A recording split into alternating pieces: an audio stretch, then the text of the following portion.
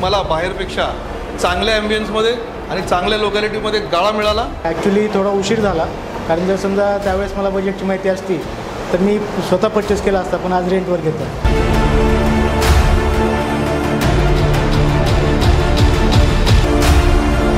बिल्डिंगचं elevation खूप छान आहे, त्यामुळे आम्ही तो इमिजिएट बुकिंग केला आहे।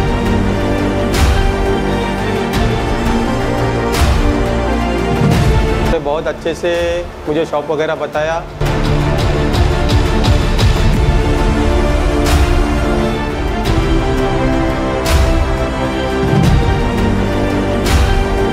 हायवे टच असल्यामुळे आम्ही लगेच बुकिंग वगैरे केली। लोकेशन हवं होतं तसं भेटलेलं आहे, जसं आम्हाला हवं होता तसा त्यांनी शॉप आम्हाला दाखवला, आम्ही डीलसुद्धा केली।